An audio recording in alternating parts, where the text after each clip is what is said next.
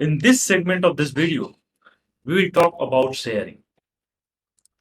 So when it comes to the business, you will have two type of sharing. One is within organization and outside your organization. Within organization, also you need to take care that which group is accessing your files and folders. And also when you are sharing outside organization, you need to take care of to whom you are sharing your files and folders.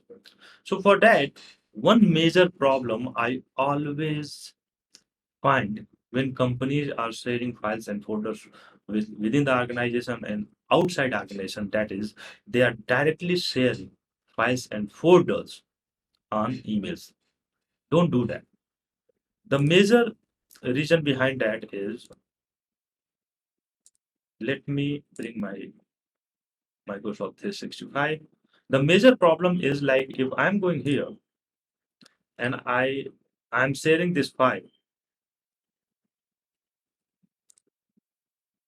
on an email like VAT, like anyone like this, then again I'm going on this folder and sharing this file with someone else. So after a long time, it will be very hard for me to go each and every folder and check that with whom I shared this folder. So once you will forget, it will be shared with that person for a long time. So the first thing, whenever you are sharing direct using email, what you can do is you can share and you can go here and you can set expiry date.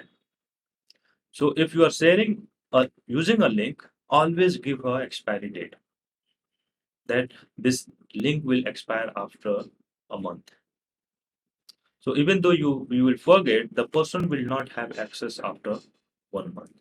The second action you need to take is always share using groups. Don't share directly. Avoid that, avoid sharing directly. Try to share using group. So you will go here in Microsoft 365 admin and you will create groups. For example, we already created groups. You can see here STW365 marketing. All the marketing members will be added in this group. STW365 HR. Our all HR members are in this group. STW external. All the external emails where we want to share our files and folders, we added in this group. So this is how you can create a group for your client. You can create group for your marketing, for your sales, for your operations, and add members in that particular group and share file and folder with that group. So once you think that that group is not needed in your business anymore, you will go in OneDrive and remove access for that particular group. Like if I shared with this group, and I don't want that this group required anymore, I will go and remove and update this sharing. That group will not have access of this file and folder. So don't share on personal emails or using any link. But if you are sharing on personal email or using any link, must set expiry date and also share using password.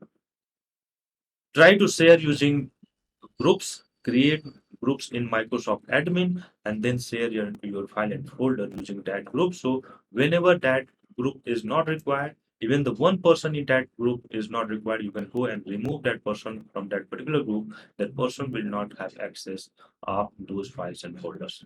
So this is how you can secure your sharing within your organization and outside your organization.